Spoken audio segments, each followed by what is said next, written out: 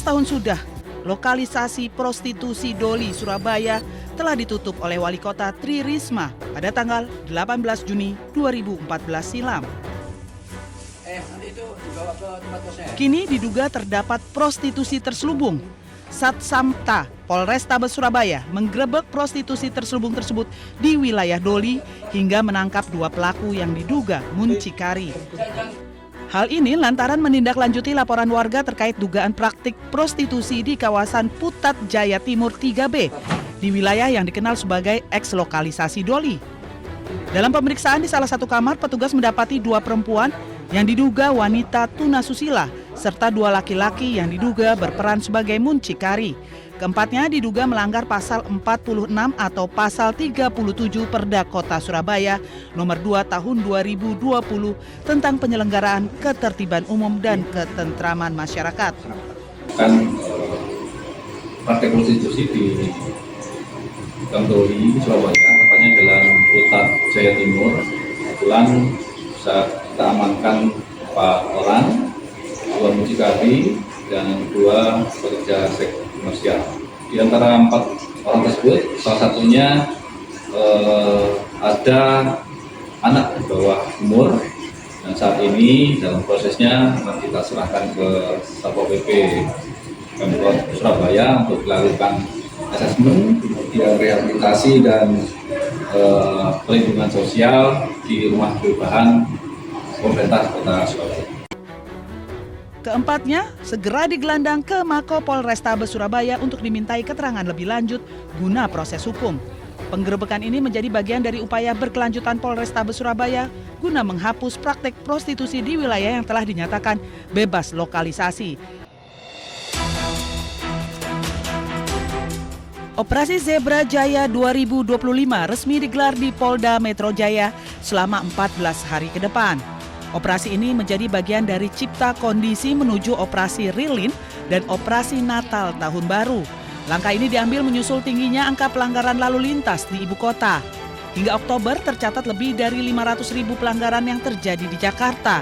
Jumlah ini memicu 11.000 lebih kasus kecelakaan dengan lebih dari 600 korban telah meninggal dunia.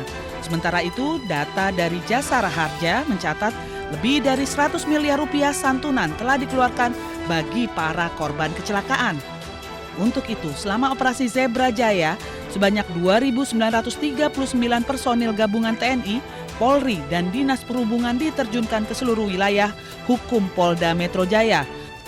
Polisi juga menetapkan 11 sasaran pelanggaran prioritas, diantaranya tidak menggunakan helm, pengendara di bawah umur, pelanggaran batas kecepatan, kendaraan tanpa TNKB, pengaruh alkohol, balapan liar, penggunaan plat diplomatik dan plat dinas TNI, Polri yang tidak sesuai dengan ketentuan. Diharapkan operasi Zebra ini dapat meningkatkan kepatuhan masyarakat sehingga angka kecelakaan dan fatalitas dapat ditekan. Tidak lagi menggunakan pola razia stasioner, tapi kita lebih menggunakan hunting system.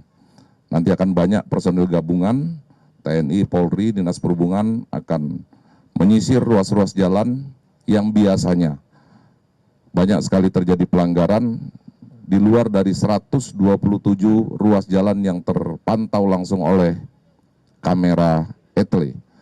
Kemudian aktivitas etle mobile juga akan kita masifkan. Untuk etle mobile ini bisa mengcapture depan dan belakang. Tilang manual juga akan diterapkan sebagai langkah akhir penindakan hukum. Tilang manual akan dilakukan di lokasi yang tidak terpantau oleh kamera etle.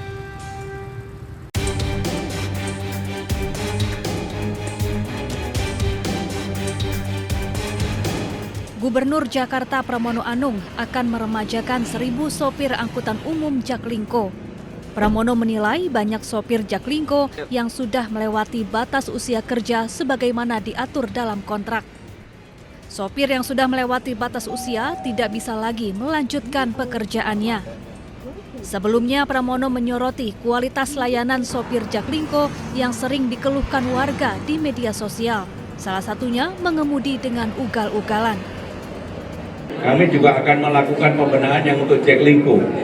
Karena seringkali keluhannya di Jaklingko ini kan kayak punya mobil sendiri, bawa keluarganya, ngebut dan sebagainya. Nah, Pak Dirut tadi menyampaikan nanti akan melakukan perbaikan permajaan 1.000 orang pengemudi untuk Jaklingko supaya mereka lebih tertata, dan saya menyetujui itu. Sementara itu, baru-baru ini kecelakaan yang melibatkan Jaklingko viral di media sosial. Kali ini seorang pemotor tewas ditabrak Jaklingko di Cipayung, Jakarta Timur saat akan menyalip kendaraan di depannya. Korban pun sempat terseret Jaklingko hingga 5 meter. Peristiwa ini menambah daftar panjang masalah angkutan Jaklingko. Pemprov Jakarta pun menegaskan bertanggung jawab penuh atas kecelakaan ini.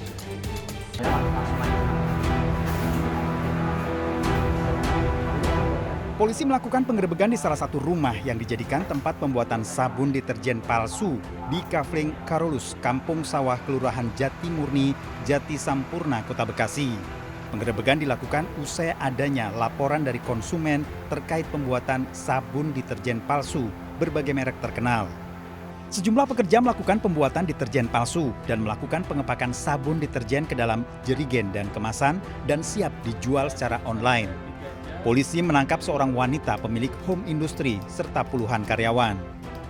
Pelaku awal mulanya memang pernah membuat sendiri, tapi karena tidak ada merek, jadi tidak laku dan juga kemudian di blacklist oleh penjualan online tersebut. Ya, setahu saya itu selama ini dia di sini itu yang ada cuma sablon.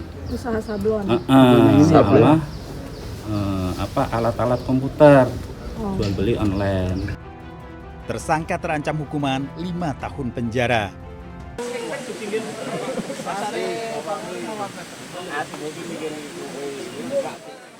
Sebuah mobil terjun bebas ke dalam jurang di Desa Tegaron, Kecamatan Banyubiru, Semarang, Jawa Tengah. Kecelakaan bermula saat mobil yang dikemudikan seorang pria melaju dari arah Sepakung menuju Banyubiru.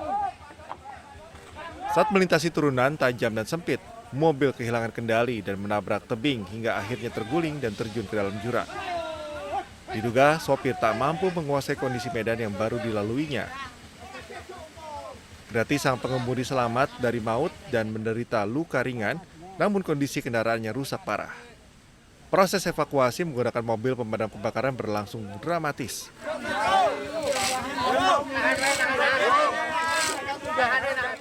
Puluhan warga bahu-membahu menarik tambang agar bisa mengangkat mobil dari mulut jurang.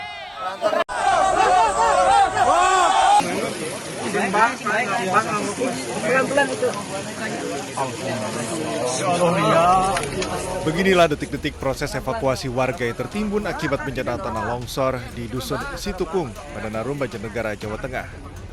Usai berhasil dievakuasi, korban segera dilarikan ke rumah sakit terdekat. Sejumlah warga terdampak longsor dievakuasi ke kantor kecamatan setempat.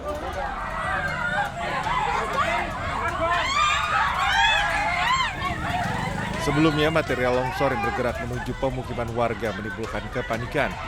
Warga berlarian keluar rumah untuk menyelamatkan diri dari musibah longsor. Berdasarkan keterangan BPBD, bencana tanah longsor menimbun kurang lebih 30 rumah dan menyebabkan 3 warga mengalami luka berat dan ringan.